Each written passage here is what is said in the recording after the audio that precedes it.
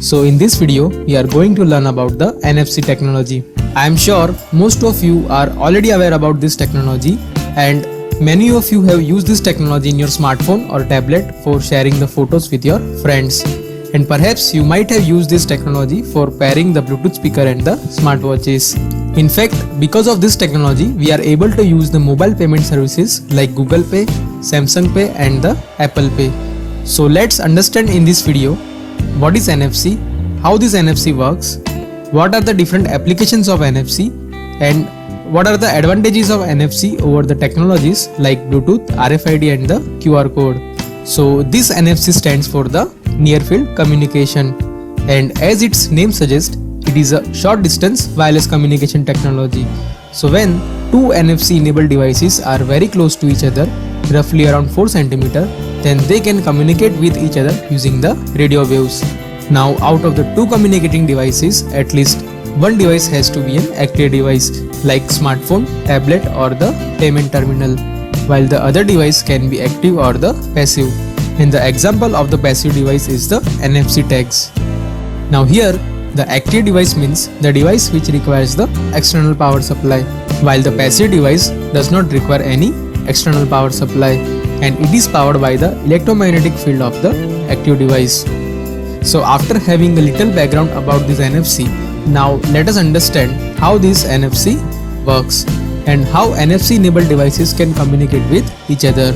So like I said earlier, these NFC enabled devices communicates with each other using the radio waves, and these radio waves are generated using the antenna. So if we take the case of smartphone, then antenna is fitted on the battery like this, or sometimes it is fitted on the back side of the back cover. While in case of the NFC tag, if you tear down the tag, then you will find the antenna pattern like this. So using these antennas, these devices are able to communicate with each other. Now this NFC supports the three modes of communication. The first is the card emulation mode, second is the peer-to-peer communication mode, and third is the reader or the writer mode.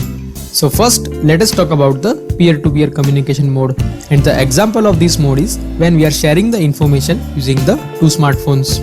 Now in this mode, the both devices are active devices and they can communicate with each other by generating the radio waves alternatively. It means that when one device transmits the data, at that time the second device only listens to it and it does not generate its own radio waves.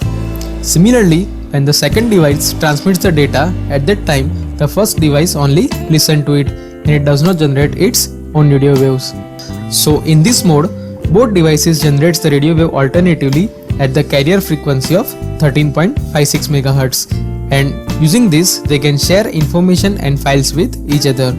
So this is all about the peer-to-peer communication mode. Now let us talk about the second mode, that is reader or writer mode. And the example of this mode is when we are accessing the data or information using the smartphone from the NFC tag. So this mode of operation is very similar to the RFID. So in this mode, the active device like smartphone or tablet reads or writes the data on the NFC tag using the principle of electromagnetic induction. Now to read the information from the NFC tag, the active device generates the radio wave at the carrier frequency of 13.56 MHz. So these waves used to get coupled to the antenna of the passive tag, and from these electromagnetic waves, NFC tag receives the power. So this time varying electromagnetic field generates the EMF or the voltage in this passive tag. So this generated voltage is rectified using the rectifier and it is used to power up the chip inside this NFC tag. Now this small chip generally comprises of clock, EEPROM, rectifier circuit and the small controller. So once the chip is powered up, then the tag responds back to the active device by the technique which is known as the load modulation. So in this technique, the tag uses the internal clock of the chip and it generates the auxiliary carrier frequency of 848 kHz. Now depending on the stored data inside this chip, the load which is connected in parallel to the antenna is turned on and off, and in this way the data is sent back to the active device. So in this way, by the principle of electromagnetic induction, the passive tag receives the power and using the load modulation, the data is sent back to the active device. So this is all about the reader and the writer mode. Now let us talk about the third mode, which is known as the card emulation mode. So example of this mode is when smartphones are used for the mobile payments. So in this mode, both device used to be a active device. Generally the one device used to be a smartphone and the second device obviously used to be a payment terminal. But in this mode, the smartphones acts like a passive smart card. So they do not generate their own radio waves, but they only responds back to the requested data by the payment terminal. So in a way, the smartphone acts like a passive device. So the operating principle of this mode is very similar to the reader or writer mode. So these are the three supported modes of communication by the NFC. Now in this NFC, some standards are defined to establish the communication between the two devices. And in these standards, certain parameters are defined, like what should be the operating frequency or the carrier frequency of the radio waves, what type of coding scheme should be used, what modulation technique should be used, and what should be the data rate for the information sharing. So these standards are derived from the already existing standards which are used for the radio communication. And these standards are known as the NFC-A, NFC-B, NFC-F and NFC-5. So here is a table which summarizes some of the parameters which are defined under these standards. So that is being said, now let us see some useful application of the NFC. Now many applications are already known to us, and in fact we are already using NFC for these applications, like for file sharing, for mobile payment, for pairing the different devices, and for information sharing using the smart posters and the business cards. But apart from that, it can be used for the home automation, for healthcare, in library systems, or even for the personal usage. So at home, just by tapping the NFC tag using the smartphones, we can change the brightness of the ambient light, or it is also possible to change the temperature of the AC, or even we can automatically close the doors using this NFC. So these are some of the applications in which the NFC can be used at our homes.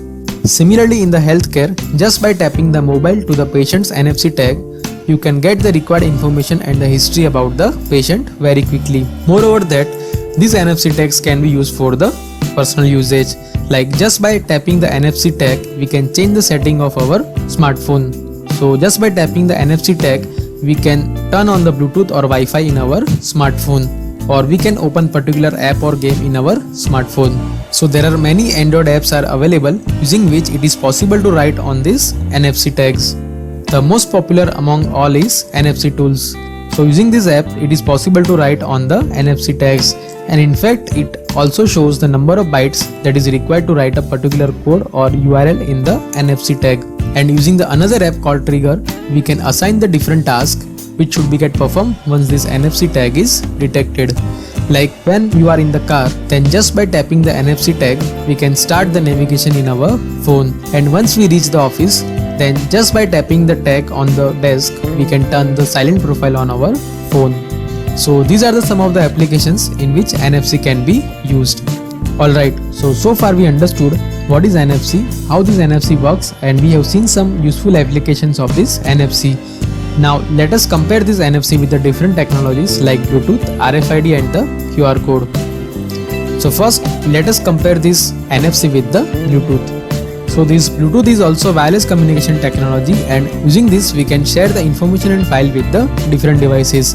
And in fact the data rate at which the information can be shared on Bluetooth is quite high compared to NFC. But in case of Bluetooth, the time that is required for pairing the device is more compared to NFC. In fact, in NFC, the two devices can be set up in less than 0.1 second, and that is why today in many devices NFC is used for pairing the different devices. And once the pairing between the device is established, then for communication either Bluetooth or Wi-Fi is used. So now let us compare NFC with the RFID. So this NFC is derived from the RFID standards, and in fact the working principle of NFC is quite similar to the RFID. But this RFID works on the different frequencies, starting from the low frequency up to the ultra high frequencies. But NFC works on the particular frequency band, that is 13.56 MHz band. So that is the one difference between NFC and the RFID. Now in case of RFID, the reader sends the request to the RFID tag, and in response RFID tag replies back to the reader. So we can say that there is only one way communication possible in case of RFID, while in case of NFC it is also possible to have a peer-to-peer communication. That means two devices can communicate with each other alternatively. So that is the difference between NFC and the RFIDs. Now let us compare this NFC with the QR code. So this QR code technology can also be used in some applications where these NFC tags are used. For example, using this QR code we can open some applications, or we can provide the additional information to the customer about the product. So in a way, this QR code can also be used in place of NFC tags. But to access the information, we need to scan this QR code using the mobiles. While in case of NFC, just by tapping the mobile to the NFC tag, the information can be easily accessed. So we can say that the access time that is required in case of NFC is less than the QR code. Moreover, that this NFC is more secure than the QR code, because in case of QR code it can be replaced by putting the another QR code on top of it. While in case of NFC, if someone puts another NFC tag on top of it, then neither of the tag can be get accessed. So in a way, NFC technology is more secure than the QR code technology. So this is all about the comparison of NFC with the different technologies like QR code, Bluetooth and the RFID. So I hope in this video you understood what is NFC, how this NFC works, and what are the different applications in which the NFC can be used. So if you have any question or suggestion, do let me know in the comment section below. If you like this video, hit the like